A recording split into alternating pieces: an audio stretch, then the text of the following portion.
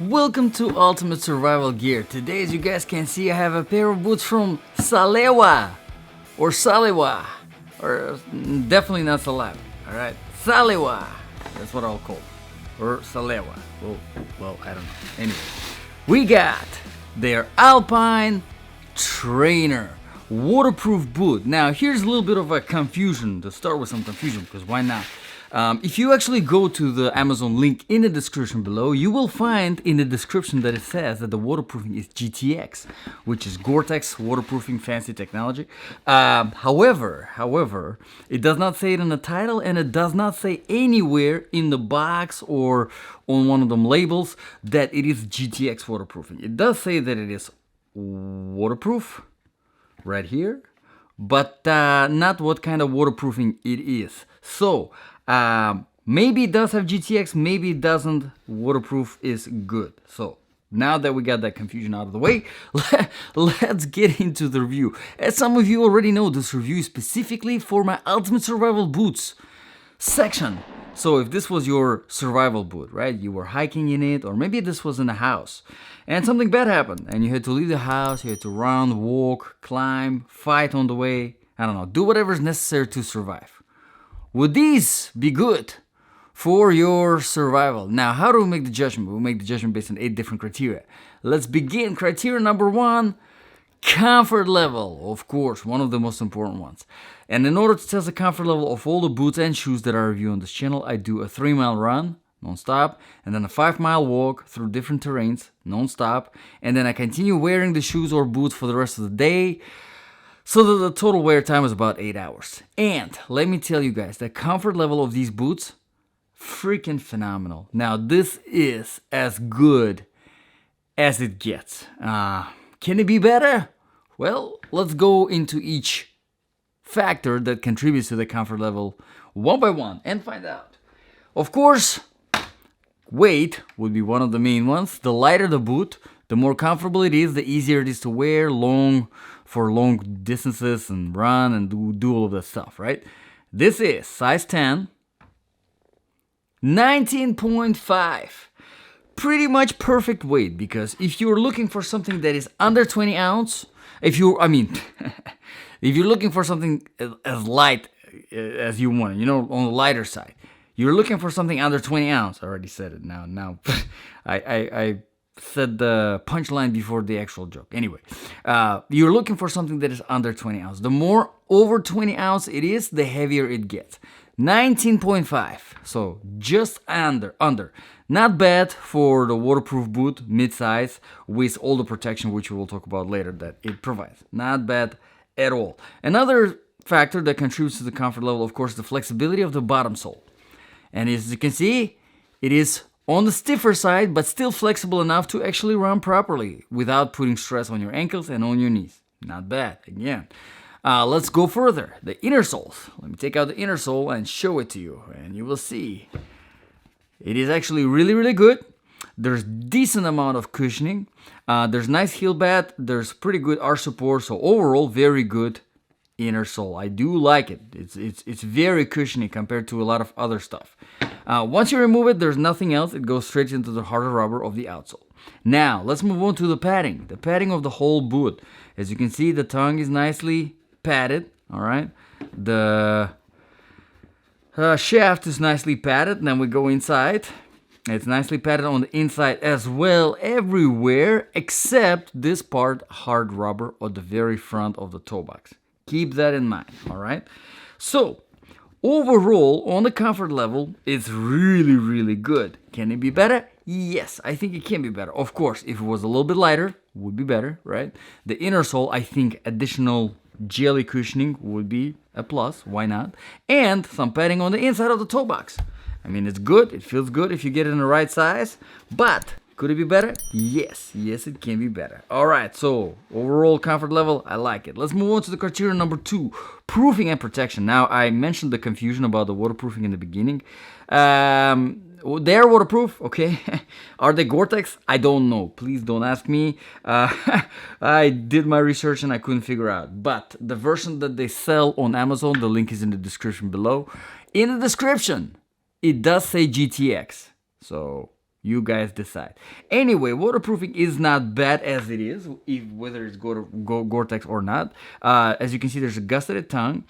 It is about 5 inches, not about, pretty much exactly 5 inches off the ground. And the lowest part of the shaft is a little bit more than 5 inches. So Salewa, whatever, they did a great job here. Very, very good job, because they utilized the whole length of the shaft with the waterproofing. A lot of times I see the shaft this big and then the gusseting starts right here, and it's like you left this much potential of waterproofing for absolutely no freaking reason. It makes no sense. So here, Salewa, whatever, they did a great job. Now, protection wise, you do probably notice this very, very tough rubber. Great protection on the toe. I love it. Can it be better? Yes, it can be. If it went a little bit over, give you a little bit more of a toe, but then it would probably mess with creasing. So again, it goes back and forth, it's preference. But as it is, it's fantastic. There is decent amount of protection in your ankles, obviously. Great reinforcement in the heel. The outsole is phenomenal protection wise. It's a very, very tough rubber, so that's why it's kind of stiff, because it is so tough, but it will give you protection on the rocky road, on whatever, on some sharp. Very, very nice on your hike, on your trail, whatever you're doing. Excellent overall protection wise is great. Number 3 criterion, quality and the design features. Quality wise, everybody knows Salewa, except me knowing how to pronounce it properly. It's a very popular brand, high-end stuff. Overall, so far, I think I reviewed 3 boots from Salewa, and I was very, very impressed. I mean, fantastic stuff. Just phenomenal stuff. I really, really like it. And I mean, you can check out the reviews on the internet. There are plenty of them. People love these boots. It's some people swear by them and don't wear literally nothing but these boots for their hikes, for whatever. So they have a good fan base. They are tested. All right, let's talk about the design features. Now, whenever I talk about the design features, usually here I talk about the lacing system. Usually here, as you can see, the lacing system is very interesting because it goes all the way pretty much to the front. I do like it though. It creates a nice wraparound feeling when you tighten it. It tightens proportionally. The strings are good. There's 1, 2, 3, 4, 5 pairs of closed hooks, and there's 1 pair of open hooks, which I love. I don't like more than 2 pairs of open hooks. 2 I can deal with, preferably 1. But too many open hooks, that's where you start, it starts getting annoying. 1 open hooks, in my opinion, is the best for hiking boots, because you do want to have those open hooks if you want to release the tension really quickly, if you're going downhill or uphill, depending on however you feel.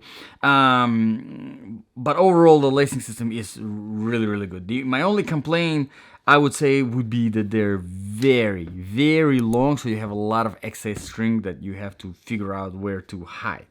So overall, pretty good. Let's move on to the criteria number 4, outsole traction and stability. Fantastic outsole, absolutely love it. Now, whenever I do my runs and my walks, I do them on a variety of different surfaces, starting from older asphalt and the newer tarmac, dry sand, wet sand, dry grass, wet grass, rocky road, trail surface, concrete, rubber, marble and tile. Jeez, that's a lot of stuff. Oh, and now I also have a rock wall in my house, so I tested them on the rock climbing wall as well. See how they are with the climbing. Fantastic outsole. I absolutely love it. Very, very aggressive, but at the same time nice and flat. So it's a very good balance, and the design pattern is really cool too. As you can see, it's very aggressive. Surprisingly pretty good for climbing. Obviously, this very wide toe, it might be hard in some thinner cracks depending on where you're climbing. Nothing too extreme, but for basic climbing, definitely doable. All right, so fantastic outsole is pretty much on everything. I'm not gonna talk about the ice and snow or winter situations because these really are not water. I'm sorry, not water. The winterproof boots, they don't have any insulation. But speaking of the temperatures, criteria number 5, temperature. Would you be able to get away in the winter? Probably, yeah. If you would implement the insulated socks, I think you can definitely get away in the colder temperatures with these because they are waterproof. So this gonna be decent on the snow. On the ice, yes, you're gonna slide around, but you're gonna slide around in anything unless it's specifically ice boots with spikes, okay? So keep that in mind. Let's move on to the criteria number 6, sizing. These do run true to the size. However, I would highly recommend getting half size bigger so that you have extra space in the toe box. Very, very, very important in this boot because this is a very hard rubber. You don't want to touch that from the inside with your toe. You're gonna get fatigued quick. So keep that in mind.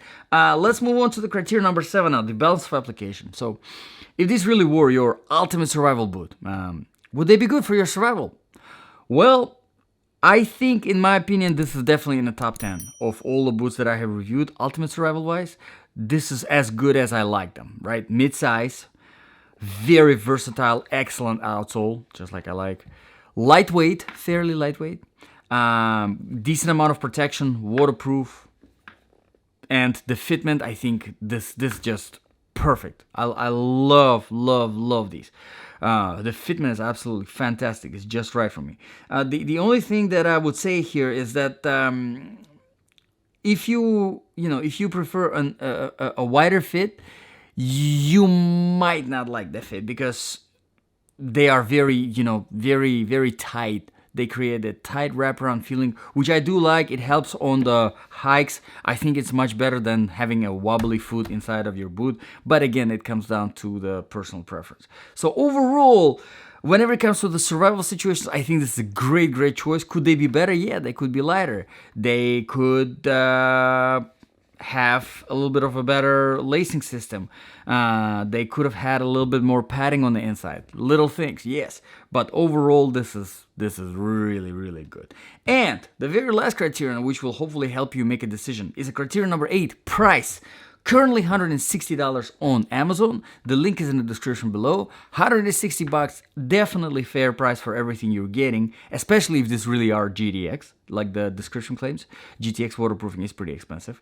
But nevertheless, keep in mind there's a lot of competition in that price range. Yes, in the 160s, definitely a lot of competition from Salomon, La Sportiva, Columbia, Lova. There's a lot of choices there, but there's some serious competition definitely in that price range. So it's up to you. Make up your mind. Let everyone know in the comments below, what do you think? What do you think about this review? What do you think about these boots?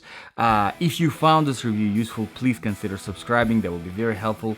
If you want to help me out even more, please consider supporting me through Patreon. The link is in the description below. I would really appreciate it. Thank you very much, guys, for watching, and I will see you guys in the next video.